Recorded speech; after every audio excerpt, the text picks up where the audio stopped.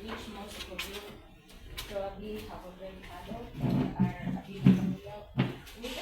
Today, which is short for the Kiswahili Digital Academy, basically it envisions a future where all students, regardless of their location or status on whatever that is happening around them, is able to get a fair chance at education like other students who are in school.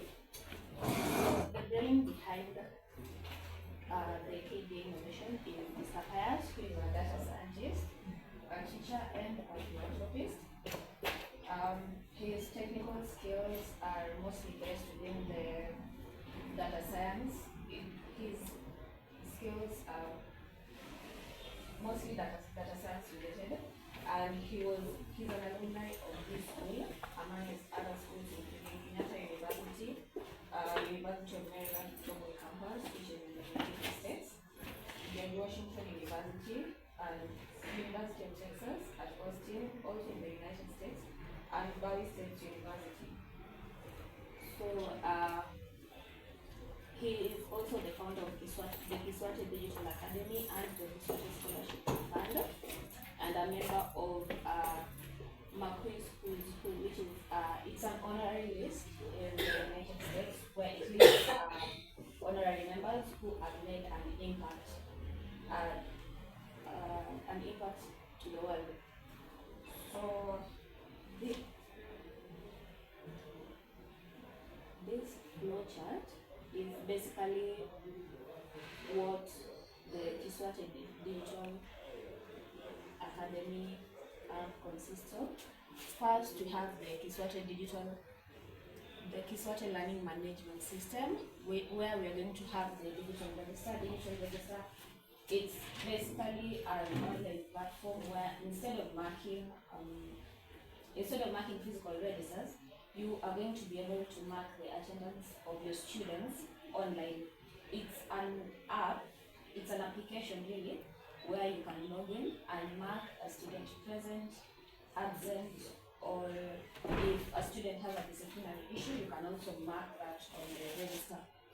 And we have a digital lab, which is something that I'm going to work with you within the next 1 year. We are going to set it up within the school. And we have the remote digital educators through the Kiswahili Digital Academy app. We are going to be able to recruit a couple of teachers remotely, some from outside the country, some within the country, where the students who are not able to come to school due to various issues, due to strike or other reasons, really. They are going to be able to, these digital educators are going to be able to tutor these students via the Kiswahili Digital Academy app. And we have the digital learner, the same students who maybe are not able to attend school due to various reasons. And then we have the volunteer TSC registered foreign educators, which is quite similar to the remote digital educators I talked about. And then we have the digital library, the Kiswahili Digital Library, where we have the dynamic digital textbooks. Within the Kiswahili Digital app, we are going to have digital textbooks. Teachers are going to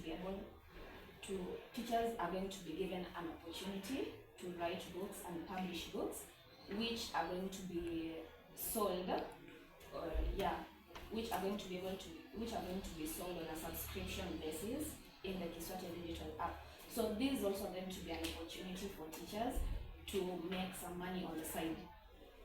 And then we have the dynamic digital lesson plans, worksheets, and answer keys. I'm going to show you an example of the digital lesson plan, worksheet, and answer keys in a bit.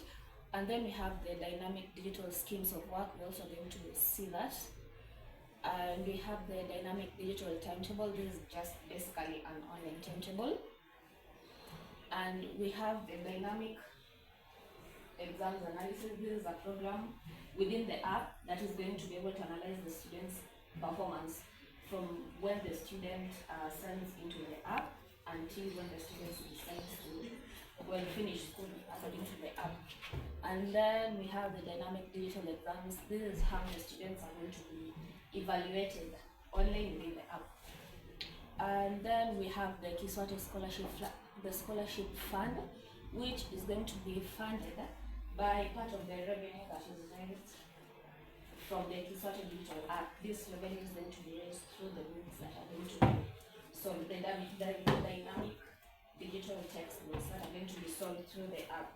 So part of the money that is going to be generated from that is going to be used to fund the Kiswati digital fund. So the digitization process, this is basically implementation of the Kiswati digital app. Implementation of this academy, is what is called as digitization, and this process is going to take place in 4 phases. Only within the selected schools, and St. Mary's is one of the selected schools. So phase 0, which is the first phase, is going to take place starting from July 15 to December 31st this year.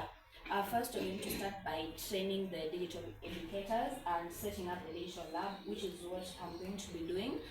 And then we're going to install Wi-Fi internet amongst the schools, and you're going to be using Starlink because it's the most convenient. And we're going to hire computer technicians across the schools that are going to help to train the digital educators and also to set up the digital lab. And we're going to source for free housing for Kiswati digitization experts, the digital educators that you're going to hire, and volunteer TSC registered foreign teachers. You're basically going to be reaching out to educators, both local and foreign, to see if they can volunteer to be part of the Kiswati digital app. And then the next phase, which is phase 1, we're going to train digital educators. Then we are going to deploy the Kiswati digital register. Then we're going to build the digital labs. After that, once we have already set up an environment where it is possible for the Kiswati Digital Academy to thrive, we're going to onboard at least 10 million students and 50,000 TSC registered teachers. And this all is going to happen between January 2026 and December 2028. And the first cohort of the advanced foreign volunteer teachers are going to arrive in Kenya within this period in the summer of 2027.